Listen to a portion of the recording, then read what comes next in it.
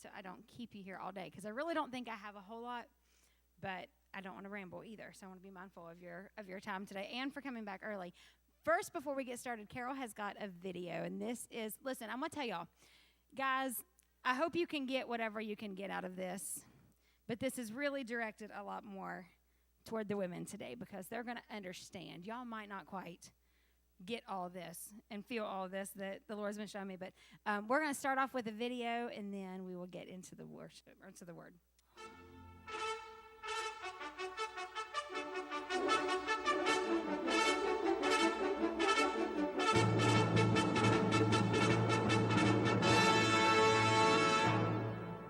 Get up now, get up out of bed. Wash your face, brush your teeth, comb your sleepy head. Here's your clothes and your shoes, hear the words I said. Get up now, get up and make your bed. Are you hot, are you cold, are you wearing that? Where's your books and your lunch and your homework at? Grab your coat and your gloves and your scarf and hat. Don't forget, you gotta feed the cat. Eat your breakfast, the experts tell us it's the most important meal of all. Take your vitamins so you will grow up one day to be big and tall. Remember the orthodontist will be seeing you at 3 today. Don't forget your piano lesson is this afternoon, so you must play, don't shovel. Choose slowly, but hurry, the bus is here. Be careful, come back here. Did you wash behind your ears? Play outside, don't play rough. Would you just play fair? Be polite, make a friend, don't forget to share. Work it out, wait your turn, never take a dare. Get along, don't make me come down there. Clean your room, fold your clothes, put your stuff away. Make your bed, do it now. Do we have all day? Were you born in a barn? Would you like some hay? Can you even hear a word I say? Answer the phone, get off the phone. Don't sit so close, turn it down. No texting at the table. No more computer time tonight. Your iPod's my iPod if you don't listen up. Where you going and with whom and what time do you think you're coming home? Saying thank you, please, excuse me makes you welcome everywhere you roam. You'll appreciate my wisdom someday when you're older and you're grown. Can't wait till you have a couple little children of your own. You'll thank me for the counsel I gave you so willingly, but right now I thank you not to roll your eyes at me. Close your mouth when you chew. We'd appreciate. Take a bite, maybe two of the stuff you hate. Use your fork, do not burp, or I'll set you straight. Eat the food I put up on your plate. Get an egg at the door. Don't be smart with me. Get a grip. Get in here on count 2, 3. Get a job. Get a life. Get a PhD. Get a go. So I don't care who started. You're grounded until you're 36. Get your story straight and tell the truth for once, for heaven's sake. And if all your friends jumped off a cliff, would you jump too? If I've said it once, I've said at least 1,000 times before that you're too old to act this way. It must be your father's DNA. Look at me when I am talking, stand up straighter when you walk. A place for everything, and everything must be in place. Stop crying or I'll give you something real to cry about. Oh! Wash your teeth, wash your face, get your PJs on, get in bed, get a hug, say a prayer with Mom. Don't forget, I love you. And tomorrow we will do this all again, because the mom's work never ends. You don't need the reason why. Because I said so, I said so, I said so, I said so. I'm the mom, the mom, the mom, the mom, the mom. Ta-da!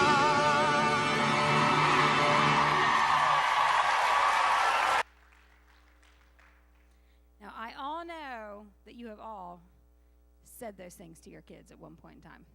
Maybe this morning. I only had one at my house this morning. They were Ansley's problem this morning to get up. I don't know how that worked. Apparently not so well, depending on how her morning seems to be going. So,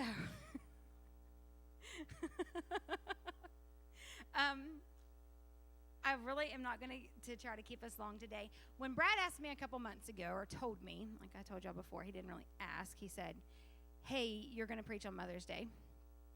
I started asking the Lord, what does everybody need to hear? And, looking for some deep revelation on things. And I prayed and prayed and prayed and prayed and waited for the answer. And I prayed some more. And one day, I was scrolling through Facebook, like I always do. And I saw a video. And the Lord said, that's it. And I was like, what's it? And he said, that's it. And Carol, you have that sermon art. The first one. Yeah. Moms always want to know what they're doing right and what they're doing wrong. And I put questions out on Facebook and feelers of, how do you feel like you succeed as a mother? And what do you feel like you fail at as a mother? And most women that would answer would say, I don't feel like I'm succeeding at anything. I don't feel like I'm doing anything right. Well, you're doing something right. We might not always feel like we're doing everything right, but if your kids don't have like that little Ethiopian belly, y'all know what I'm talking about? That whole, they haven't been fed for 6 weeks, or they're eating bad stuff and they're drinking dirty water, you're doing something right. If you're feeding them, even if you feed them Pop-Tarts like 2 meals a day, you're feeding your kids, okay? Somebody had said, I don't feel like I'm succeeding at like giving my kids good nutrition. Well, listen, my kids eat Pop-Tarts and cereal and hot dogs and bologna sandwiches and peanut butter sandwiches because they don't like what I'm having. And I'm like, well, you can go hungry or you can eat a bologna sandwich because it's cheap and you'll feed a lot. But we always feel like we're failing in one area or another, and usually more areas than we succeed. But when I was going through Facebook that day, the Lord showed me a video, and it was of Shonda Pierce. I don't know if you all know her. She's a Christian comedian. But she was talking, and I was watching her video, and she said one thing, and she said, I wish I would have known that I was enough. And that's what we were going to talk about for a little bit today is you are more than enough. You don't have to be the Pinterest mom or the crafty mom or the organic mom or the homemade. Listen, I love the fact that most everybody out here can can their foods and they have gardens, and I want to do that. I really, really, I really do. Like, I really want to do it. I don't know where to start, and I really don't have the patience to do a garden. I've got flower hanging baskets at my house that will probably be dead in a week or so because I'm not good at all that stuff. I'm not my mom. My mom has gorgeous gardens and flower beds, and they're pristine, and she has all these things, and she can name this stuff. I was proud of myself when we went to Bob Evans. We did go to Bob Evans, but when we went to Bob's Market on Friday, and Brad would say, this is a this. I'm like, no. I know what that flower is. I know like 3 of them. But I felt like I had succeeded at knowing what a pansy was. And he would say, that's a New Guinean patient. I'm like, no, that's a pansy. Or I was proud of myself, okay? It's something that I can teach my kid. I might only know one, but I knew something. And just a few quotes here. Let me give you a few statistics here on moms. I was looking stuff up last night. This is for Chelsea. She's going to love this one. By the time a baby is 2 years old, a mom will change 7,300 diapers. I hope you got a lot, okay? 7,300 diapers. A preschooler, who has kids that are 4 or below? Anybody? Okay, Carrie. Okay, Tori and Diana. A preschooler requires a mom's attention every 4 minutes. Or 210 times a day. The average child, the young child, asks 288 questions a day. While the dads are at work and they're out doing their thing, or they take the thing and go fishing, a mom is being asked 288 questions a day. Unless you have a 4-year-old daughter, like Carrie had and Diana has. Get this one, are you ready? A 4-year-old girl asks, on average, 390 questions a day. Diana, is that true? 390 questions. And we wonder why women say 20 and 30,000 words a day. It happens. We have young kids. 88% of the laundry is done by moms, totaling 330 loads a year and 5,300 articles of clothing. Now listen, if you're like me, you may do the same load 3 times before it makes it to the dryer. Listen, we're going to be real today, okay? You guys can think, Brad's always like, I don't like the way my shirt smells. It smells like it's been in the washer too long. I'm like, well, it probably has. It happens. We're moms. We're busy. The middle-income families in the U.S. spends, on average, until a child is 18 years old, $242,070 to raise that child. Times 5, Leah. She's $1 million into this thing already. That's not including college. That is just until your child is 18 and is leaving high school. $242,000 a year, or a lifetime. Brad and I were talking last night. Was sitting down at the park waiting for Blake to get out of his banquet, and we're talking about money, and he is like, nobody tells you when you go to have kids, they cost a lot of money. You know, you hear it, but you don't realize it, that they grow and they need new clothes like every 3 months, and their shoes only fit for 2 months after you pay $100 for them, and they've already worn them out so much you can't resell them to like get any kind of extra use. We don't have those kind of kids that we're able to say, oh, well, let's just sell this and make a little of our money back. It don't happen. Those are the things that we look at as moms. You know, how many, and I want y'all to raise your hands, how many of you have told your kids that you will fix something, buy something, or clean something that they need taken care of for that day or that evening and forgot about it? How many of you do not feel like you could pass your child's math class anymore and can help with math homework? Brittany has little kids. I know. Listen, I can't do Kylie's math anymore. I realize she's in 5th grade, and it keeps getting worse as my kids keep going through grade school. And the other day she brought home homework, and she's like, Mom, can you help? And I helped with the first one. I'm like, oh, yeah, that's easy. And she gets through the last 2 sections of problems. I was like, I can't do that. And Blake didn't want to help, and I'm like, we're gonna message your Uncle Josh. He knows this stuff. And he did. He sent the answers back and the equations, and it was algebra. She's in the 5th grade. He was like, oh, yeah, the answer to that is x times 3 minus 1. She's in the 5th grade. She's 11 years old. It's no wonder we feel like we're losing our minds. You know, in Proverbs, this is not going to be your typical Mother's Day message. I think Brad rolled his eyes at me last night when I told him what my main scripture was. I'm sure he was like, you've lost your mind. I probably should have preached Mother's Day myself or asked Brittany to do it, because I don't think he liked where I was going with this. But, you know, in Proverbs, I'm just going to read a little bit. In Proverbs 31, we all know the typical Mother's Day message comes from the Proverbs 31 woman. Okay? And just a little bit, I'm just going to read through it because this isn't my main scripture. Starting at verse 25, it says, she is clothed with strength and dignity, and she laughs without fear of the future. If you notice, that's what's on your bag. That's what we hope for. That's the kind of mom we want to be. We want to be the kind of mom that's fearless, that doesn't have any fear of what's going to come ahead.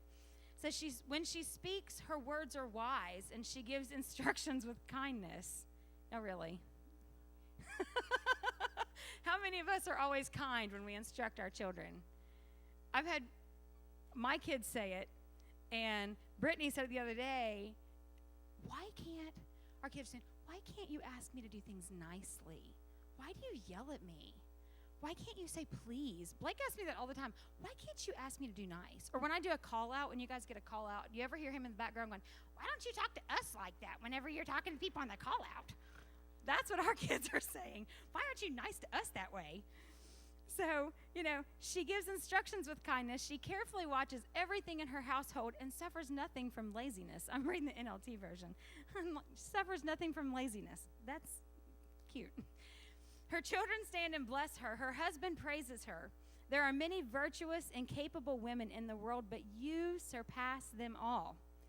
Charm is deceptive and beauty does not last, but a woman who fears the Lord will be greatly praised.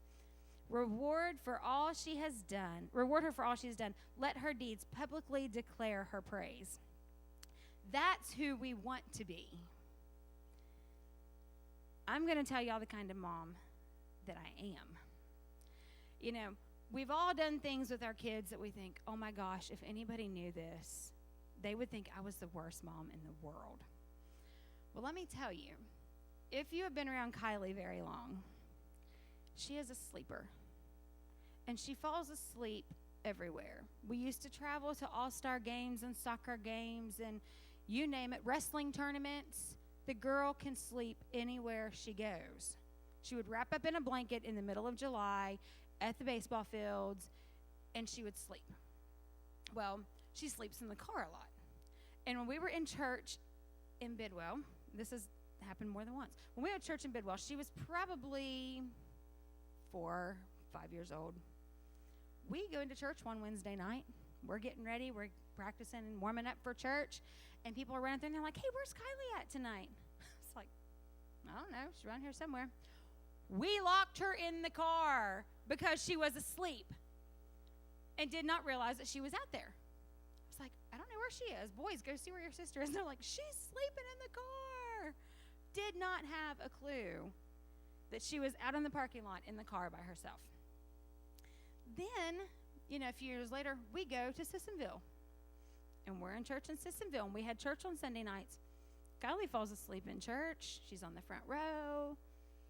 One person goes out the door. The next person goes out the door. We turn the lights off. We go to leave, and we're like, where's Kylie? Boys, is Kylie out there? No. We locked her in the church. With the lights off. Locked the doors. We're getting ready to leave. She's in the church on the front row still asleep, okay? Most of society would deem us as being a bad mother or a bad parent because we forget our kids from time to time, okay? But take heart, and this is where my scripture was that Brad's like, that's your scripture? Hearing things like that, you think, I'm a bad mom. I cannot believe I did that to my kid, or I can't believe my kid's arm was broken and we laughed at him and told him that he was a little dramatic and we didn't take him to the doctor and it really was. Or, we've all done it. We're like, stop being so dramatic, especially if you have boys. If you have just girls, you might not have. But if you have boys, you've looked at them and said, stop being dramatic. If you're not bleeding, if there's not a bone sticking out, you're fine, okay? So we're not perfect, but we are who we are. And here's where my scripture is. It's in Luke chapter 2, and we're starting at verse 41. This is not your typical Mother's Day scriptures. And I'm going to read in the NLT again. I really love this version for things like this. Starting at verse 41, it says, every year Jesus' parents went to Jerusalem for the Passover festival. When Jesus was 12 years old, they attended the festival as usual. After the celebration was over, they started home to Nazareth, but Jesus stayed behind in Jerusalem. His parents didn't miss him at first because they assumed that he was among the other travelers. But when he didn't show up that evening, they started looking for him among their friends and relatives. When they couldn't find him, they went back to Jerusalem to search for him there. 3 days later, Mary lost Jesus for 3 days. Okay? So 3 days later, they finally discovered him in the temple, sitting among the religious teachers, listening to them and asking questions. So, when you feel like you are a failure, when you feel like you have messed up and there is no way that you have deserved the children that God has entrusted you with, remind yourself, Mary lost Jesus. Okay? So instead of trying to be like the Proverbs 31 woman who makes her own clothes and has exotic foods every night and her husband is revered as one of the greatest in their area, be like Mary. It's okay. If you lose Jesus, if you lose your child, it's okay. Listen, it's one of those things, and the Lord kept saying, see, you're more than enough. If Mary lost Jesus, it's okay. You've not done anything that bad yet. I've misplaced my kids. They were close. But I've never lost one of them for 3 days and not known that they weren't with me and not known where to find them. You know, it's one of these things where we look at society and what they tell us that we should be.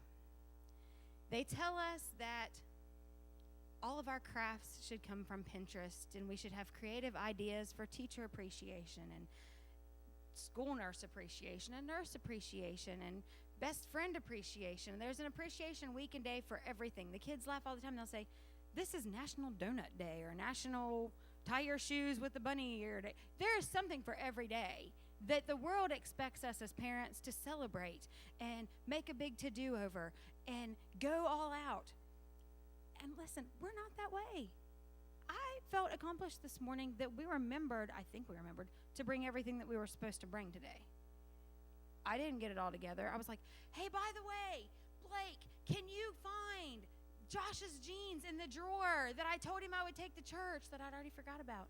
Can you find them in the drawer and take those to the car because I don't have time to get this because I overslept. Okay? I overslept. I don't have makeup on today. I didn't have time. I'm like, the Lord really, I think he chuckles when it's time for me to minister because I'm like, want to be real and I want y'all to know, who we are. Well, today I'm the mom who didn't think about getting up earlier because I was tired. Because when you mom, you don't just mom your kids. You mom the husbands whose mothers have decided they are finally old enough to get out of their house and stop eating their food, and it is now your problem. True? Thank you. I mommed my husband to the emergency room last night because he thinks he's a 13-year-old boy and could do all the things the other 13-year-old boys were doing at Soga yesterday. And he was like, can you come here and look at my foot? This doesn't look good. Well, because the other boys, and if I could find the video, it was on Snapchat. I did not think take videos. They were jumping from the top of a block, like higher than this. Let's say from like here, okay? About right, boys? Higher, okay, but this is the best I can do. Here, onto a trampoline, and then they were catapulting themselves over another huge block that stood probably this high. You couldn't just jump over it normal ways. That was on top of two of the mats that were not fluffy, no. So the boys are climbing the equipment, jumping onto the trampoline and catapulting themselves over it. Or that was the attempt.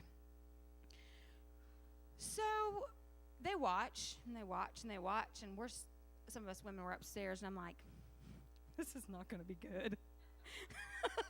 I can see it. This is not going to be good. If Brad tries this, he's going to hurt himself. My mom's like, in a few more years, he's going to hurt when he does that kind of stuff. And I was like, oh, no, he'll hurt later. Give it a few hours. He's going to have aches and pains. He realizes he's not as young as he used to be. So I'm momming my kids, and they're like, oh, I hope Josh doesn't break anything. I hope Josh doesn't break his arm or look at them landing. So Brad gets brave enough and tries to do it. He does not make it over the block. And therefore, he sprains his foot.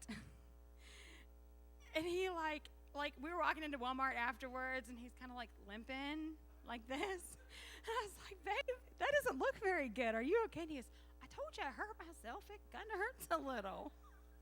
So we go all day.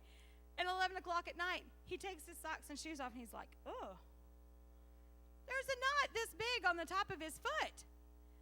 And I'm like, you got to go to the doctor. So now I'm not only momming my kids and worrying about whether they're broken, I'm momming my husband. And if you were on my Facebook earlier this week, Carol, where's that other picture at? This was my week this week. Momming is hard.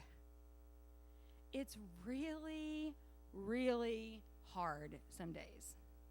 Some days we don't have the answers for what we do. Some days we have husbands that think they're teenagers. Some days we have teenagers that think they're adults. I talked to a mother the other night who has a counseling degree. She is a teacher, but she is also has her degree in counseling so she can be a school counselor. And we were talking about our kids, and she said, the best thing I ever heard from one of my professors is that teenagers ages 12 to 16, those kids, they're not even really human. I was like, that makes sense. I get it. She said, they're not even really human. We try, and we don't understand, and we rack our brains, and we're trying so hard to teach them responsibility, and we want them to check in on their phones, and yet we give them a car to drive. And they're not even really human. She's like, they're just kind of out there. They live in their own little world, in its own little realm of space where they do their thing, and everything's happy and flowery, and there's monster trucks and four-wheelers and butterflies, and they just live in this little space. And we're expected to make them into something that is acceptable to society in just the next 2 years because they let them go out on their own at the age of 18. How are we supposed to do that? It's like, Lord, how do you expect me to get them to the point? I'm looking at Blake and thinking, man, he's 15. I got 3 years. I'm in trouble. I'm in trouble. I can't do this. I don't have the answers. How do you keep your kids' grades up? You keep them in good company with good friends and enough activities that they're well-rounded, but not so many that they're never home. I mean, come on. I'm not the Proverbs 31 mother. Mary could not keep up with one. And I'm expected to keep up with 3, you know? And I was reading, and I really was kind of going through all this and thinking, how in the world what do I tell these people? What do I tell these women that are tired, that are overworked, and maybe you just work at home, you know, maybe you don't have kids at home now. Maybe you don't have kids of your own, but you're helping with somebody else's kids, or the Lord has said, hey, I need you to help raise this person up and to teach them. Maybe, you know, you don't have anything, your kids don't have anything to do with you. Who knows? We've got all kinds of different people in here, and you don't have to have given birth to a child to be a mother. That's one thing that we forget so often. We can be mothers, and we nurture, and we teach, and we train. Maybe all you do is teach a class, or maybe you're the greeter at the front door. Listen, they say that, you know, as the first lady of the church, they're like, oh, you're the mother of the church.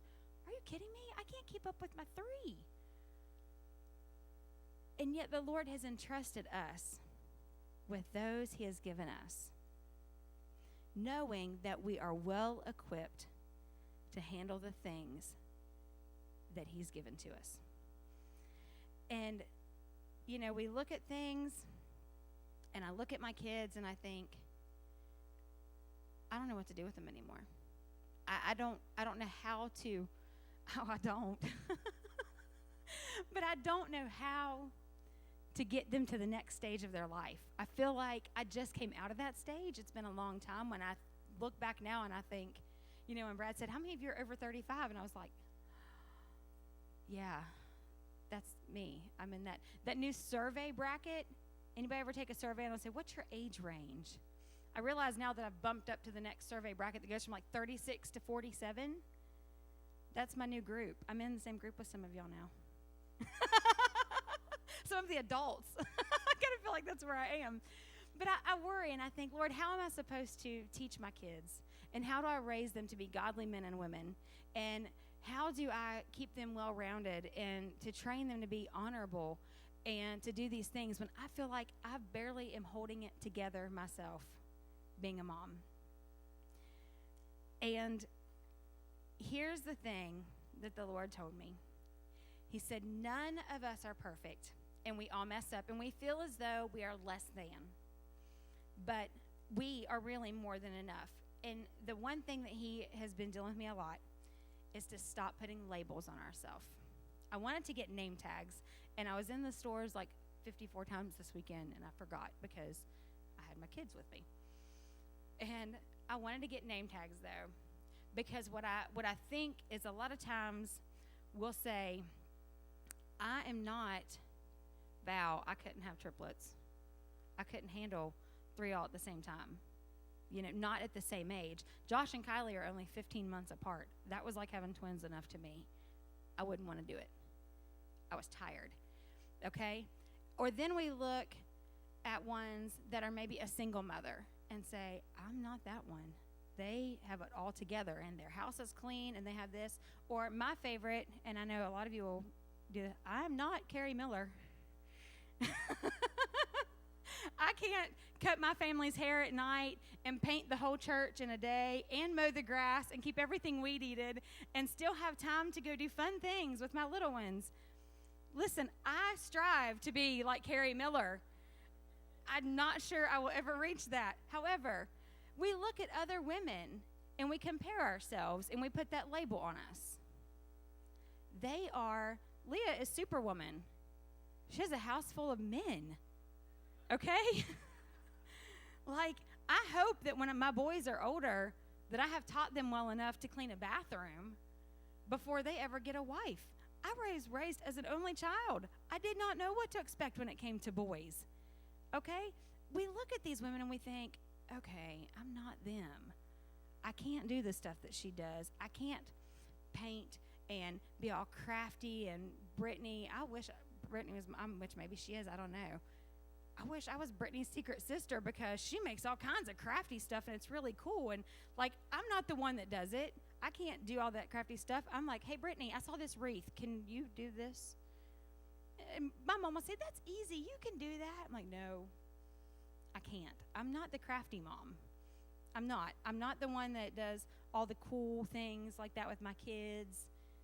I say, hey, I have a friend that can do this really cool stuff. And then I call Brittany. She made Josh's cupcakes for his party yesterday. I'm not that mom. And that's okay. Because I have been custom made for my kids. And my kids were custom made for me. So when you feel overwhelmed and you feel like you've given everything that you can give and you can't do it anymore, and you feel like you've been pulled 100 different directions and you just don't have the answers, you were custom made for your children. When God created you, he didn't say, oh, shoot, I forgot that she was going to have that kid later. I should have given her a little more of this other thing. Should have a little more patience or a little more, whatever, because that's not who we are. I'm going to read one more thing to you. I was kind of sitting there jotting stuff down after we got back from the hospital last night. And I began to think about things with moms. And I've got one more verse for you, and then I'm gonna let you guys go. And this is just some of the things that I was writing down about being a mom. Some days we laugh when we should cry, and we cry when we should laugh.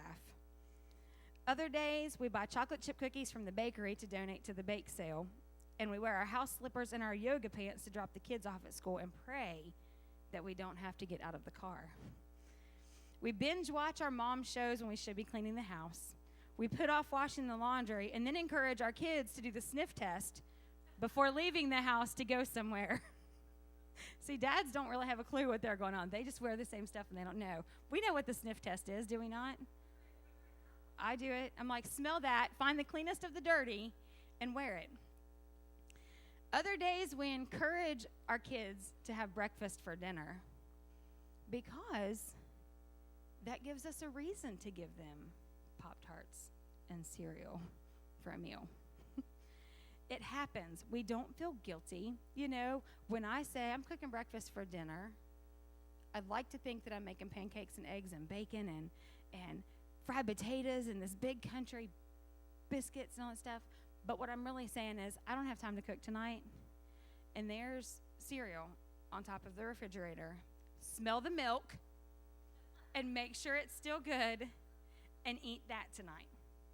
And it's okay because we have successfully fed our children again for one more day. Woo, there it goes.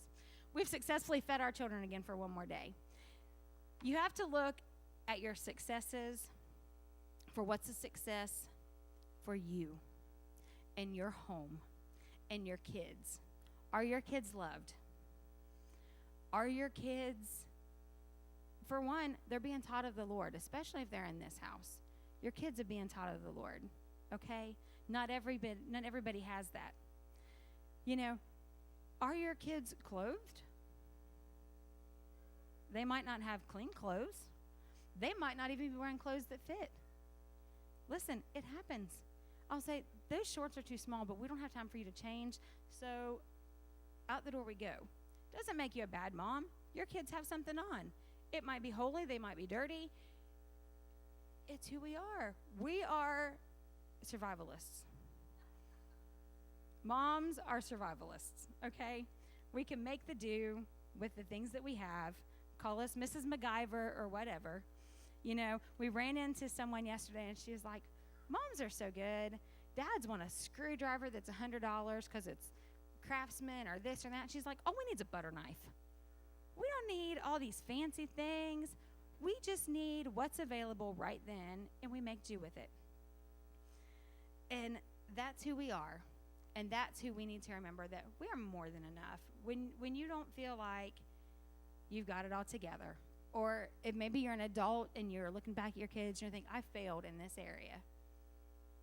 Hey, you were who God made you. You know, maybe we need to step it up in some areas, but listen, He's working on us every day. We're not the same. He looks at us and He thinks, what am I going to do with them? And it's okay that we look at our kids sometimes and think, oh, what am I going to do with them? Have you ever said, where did I go wrong? Timmy Miller, you know you have. No, I do. I look some days and I think, where did I go wrong? What did I do? But the thing is we're all human. We were all born into sin. We are all being molded and remade every day. It doesn't matter if we're young, old, man, woman, boy, girl. It doesn't matter. It's a learning process for each and every day. The last scripture that I've got here is Galatians 6:9. And this was one of those weeks, and I'll just be honest, that it has been overwhelming. Like, my searches were scriptures for overwhelmed moms. That was my Google search this week. But this is one of my favorite verses, and it is so appropriate for moms that are tired and doing laundry at 2 o'clock in the morning to make sure that that shirt is washed for school the next day, or that baseball pants are taken care of, or band uniforms are done. Galatians 6:9, it says, and let us not grow weary while doing good, for in due season we shall reap if we do not lose heart. And that's what I want you to think about today. And just remember, listen, don't lose heart.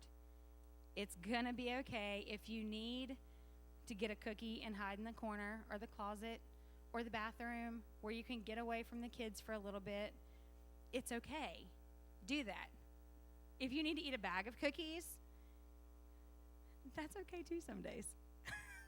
It's all good. Don't lose heart, because you are still more than enough. That's all I've got.